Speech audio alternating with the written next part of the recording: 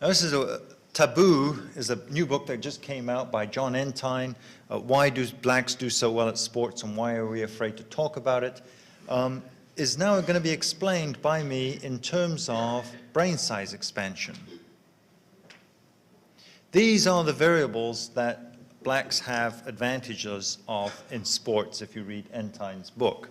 Things like 3 to 19% more testosterone, broader shoulders, narrower hips, that's significant. More muscle, less fat, greater bone density, higher center of gravity, faster knee-jerk reaction, higher percentage of fast twitch muscles, longer arms, and distal elongation of segments, which basically means that blacks have longer hands relative to forearms, relative to upper arms, compared to whites who have longer distal elements than do East Asians. But let me draw your attention to, I believe, the hips. Is it? Can I? No, what's the next one? Was that the next one? Okay, the thigh bone. Blacks have narrow hips. It gives them an advantage at running because the thigh bone, which comes out of the hip, can go directly, vertically straight down to the knee. The knee has to be directly underneath the body in order to give it support. And so you have a very efficient, straightforward stride. Whereas, as the hips expand sideways, say in East Asians, the thigh bone comes out of those hips at an angle and has to curve back down into the knees, which again still have to be directly under the body to support it. And then you get large platforms at the knee joint.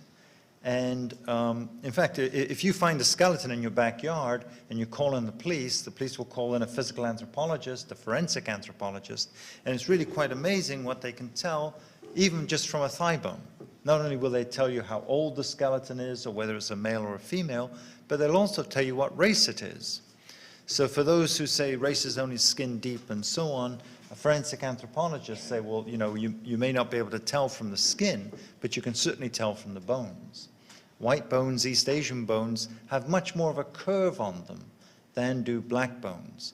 It's one of the reasons why whites and East Asians even less are good at running and jumping and playing basketball and so on. Blacks have an advantage at sports because they have narrow hips and straight, energetically efficient thigh bones.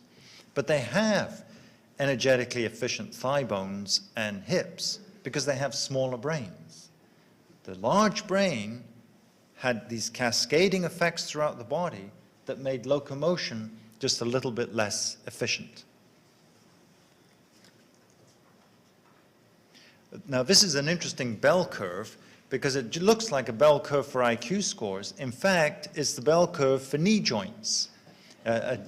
Some angle at which the thigh bone meets the knee pretty well mirrors the IQ differences between blacks and whites. Now, I would hazard a prediction, but I could easily be proven wrong, that you could actually measure people's angle at the knee and predict what kind of IQ score or brain size they would have.